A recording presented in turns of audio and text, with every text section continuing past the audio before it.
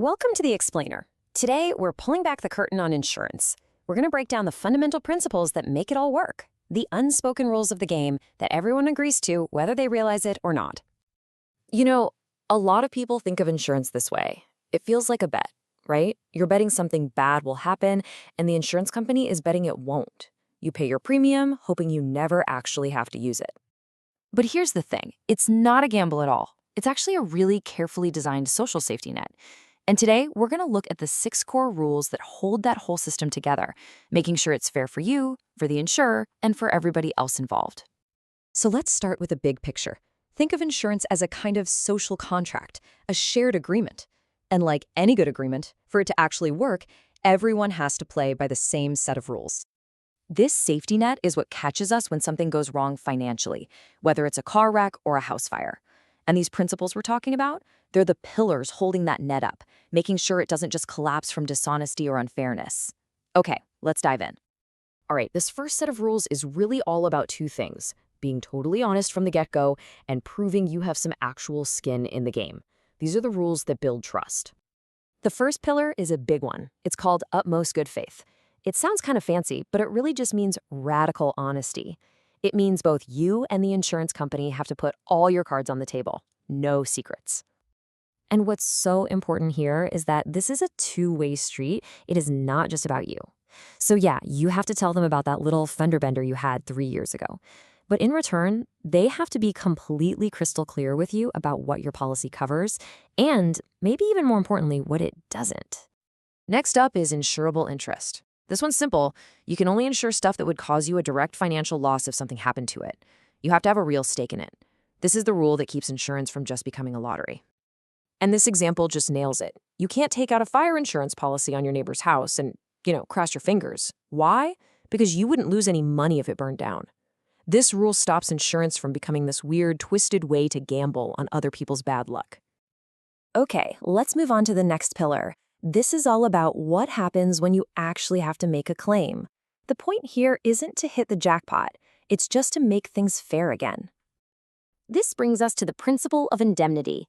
And honestly, this quote from our source material just says it all. The goal is to make you whole again, not to make you rich. Insurance is meant to restore you, not give you a payday. So how exactly do they make you whole? Well, there are basically 4 ways they can do it. They might just give you a cash payment, or they could pay to get your damaged property repaired. They might replace an item entirely or even rebuild something to get it back to the way it was. Now, let's get into the rules for when things get a little messier. These are the principles that act like tiebreakers when other people or maybe even other insurance policies get involved. So first, there's the principle of contribution. This is what stops someone from making a profit off of a disaster. Let's say you have a piece of art insured with 2 different companies. If it gets stolen, you can't collect the full value from both of them.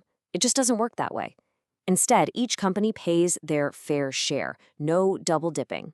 Next is subrogation. And I know, that word sounds super legal and complicated, but the idea behind it is actually pretty simple. It's all about accountability. It gives your insurer the right to go after the person who was actually at fault. Here, let me just tell you a quick story. So a driver who's not paying attention slams into your parked car. Your insurance company steps in and pays for your repairs right away so you can get back on the road. But it doesn't end there. Your insurer then turns around and goes after the at-fault driver, or more likely their insurance company, to get that money back. See? That's subrogation.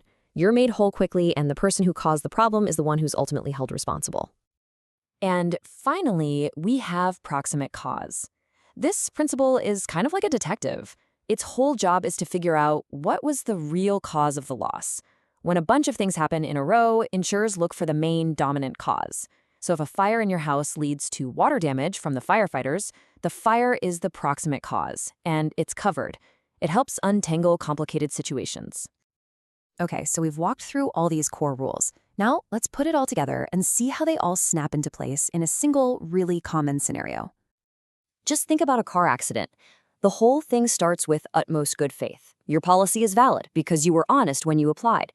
Insurable interest is a no-brainer. Of course it's your car. After the crash, the principle of indemnity kicks in to get your car repaired. And if the other driver was at fault? Boom! Subrogation lets your insurer go get those costs back from them. See how all the rules create this clear, logical process? So here's the big takeaway. These principles aren't just legal jargon buried deep in a contract. They're the guardrails. They're what protect you, they protect the insurer, and they keep the whole system fair and functional for everyone. So I'll leave you with this question to chew on. Now that you actually know the unspoken rules of the game, does it change how you see your own insurance policy? It's something to think about. Thanks for watching this explainer.